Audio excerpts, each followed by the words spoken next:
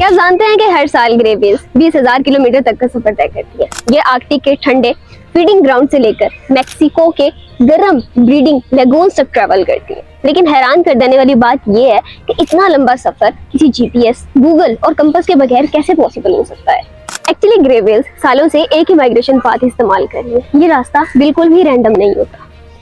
वो north America के coast line से चिपक कर तैरती हैं, जैसे कि जमीन और समंदर मिलकर उन्हें गाइड कर रहे हैं। और ये कोस्ट लाइन उनके लिए एक नेचुरल मैप की तरह काम करता है। वह ग्रे व्हेल्स नेविगेशन के लिए जमीन का मैग्नेटिक फील्ड इस्तेमाल करती है। बहुत से साइंटिस्ट का मानना है कि ग्रे व्हेल्स की बॉडी में कुछ ऐसे मैग्नेटिक पार्टिकल्स होते हैं जो कि उन्हें जमीन का मैग्नेटिक फील्ड डिटेक्ट करने में मदद देते हैं और ये फिर उन्हें अपनी डायरेक्शन को सेंस करने में हेल्प करता है। आल्दो उनकी गहरे पानी में जो विजिबिलिटी है वो बहुत कम होती है। एंड मोस्ट इंटरेस्टिंगली कि अगर जमीन का मैग्नेटिक फील्ड डिस्टर्ब हो जाए तो ग्रे व्हेल्स का इंटरनल जो जीपीएस है वो भी डिस्टर्ब हो जाता है और वो भटक कर सी शोर पे आके स्टैंड हो जाती हैं। इस सफर के दौरान व्हेल्स अपने साउंडिंग को समझने के लिए साउंड पर रिलाई करते हैं। पानी के अंदर साउंड लाइट से भी ज्यादा फास्टली ट्रैवल करती है, इसीलिए मछलियां अपने इर्द गिर्द के समंदर को सुनकर समझती हैं। वो ओशन फ्लोर की शेप, करंट्स और हिडन सिग्नल्स को पिक करती हैं और इस तरह उन्हें अंदाजा होता है कि वो कहाँ पर है।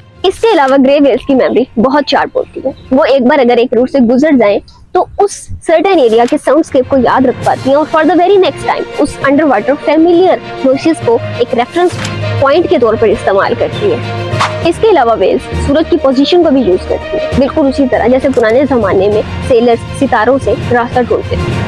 एंड मोर ओवर, अगर जो व्हेल्स किसी रास्ते से गुजर रही होती हैं तो अपने ऊपर पड़ने वाली लाइट की डायरेक्शन, पानी के टेम्परेचर और सैलिनिटी को भी सेंस कर लेती है। लेकिन अब सवाल ये है कि इतना लंबा सफर तय व्हेल्स करती ही क्यों है।